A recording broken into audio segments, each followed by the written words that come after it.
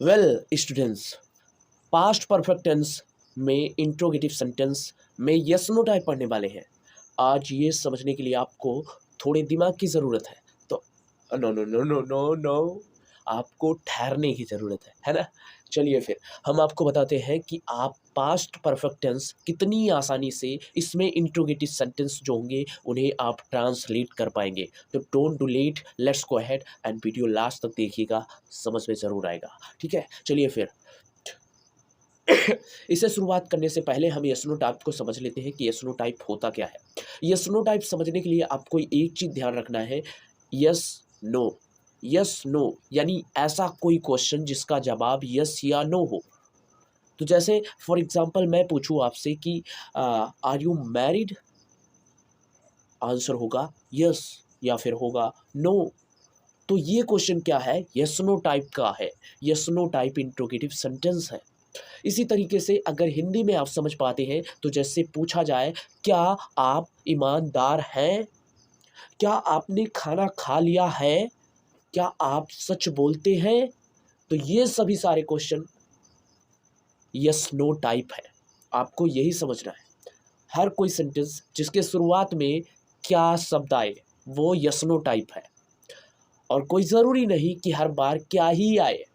कुछ ऐसे भी सेंटेंस होते हैं जिनके लास्ट शुरुआत में क्या नहीं आता है, लास्ट में ना आता है, तो वो भी यस नो टाइप होते हैं। जैसे आपने खाना खा लिया ना, जवाब क्या होगा, यस या नो। तो ये भी यस नो टाइप का सेंटेंस है।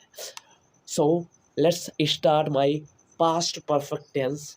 ठीक है, और समझते हैं इसे किस तरह से ट्रांसलेट करेंगे। फर्स्ट ऑफ ऑल हम लिखेंगे एस नो टाइप के सेंटेंस को ट्रांसलेट करने का वो रूल, जिस रूल को फॉलो करके आप किसी भी सेंटेंस को ट्रांसलेट कर सकते हैं पास्ट परफेक्ट टेंस में। ओके, फर्स्ट ऑफ ऑल हम रूल लिखेंगे और फिर आगे बढ़ेंगे।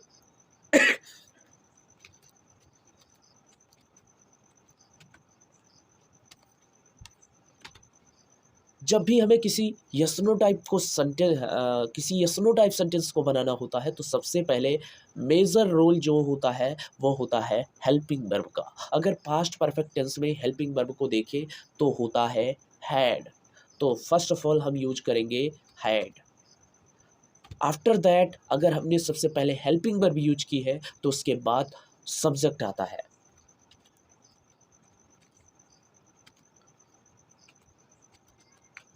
वेल, सब्जेक्ट लिखने के बाद अब हमें क्या लिखना होता है, main verb. Main verb verb की थर्ड फॉर्म, क्योंकि पास्ट परफेक्ट टेंस में काम पूरा हो चुका होता है तो यहाँ पर भी3 का यूज करेंगे। और फिर उसके बाद लास्ट में हम लिखते हैं ऑब्जेक्ट।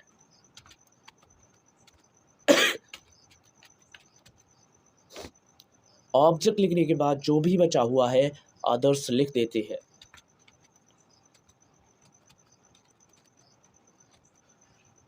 और अंत में मत भूलिएगा क्वेश्चन मार्क। और ये रहा, मेरा रूल तैयार हो गया है।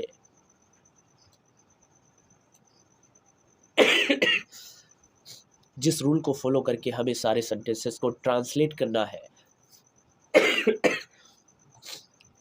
चलिए फिर फॉर एग्जांपल एक सेंटेंस ले ही लेते हैं।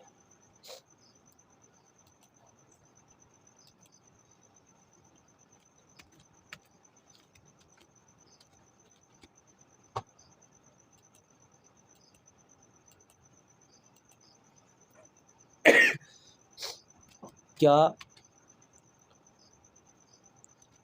तुम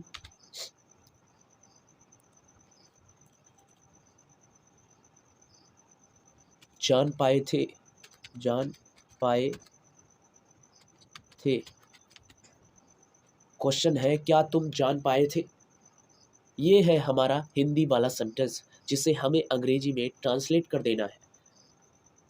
वेल स्टार्ट। रूल को आपको फॉलो करना है और रूल को याद रखना है।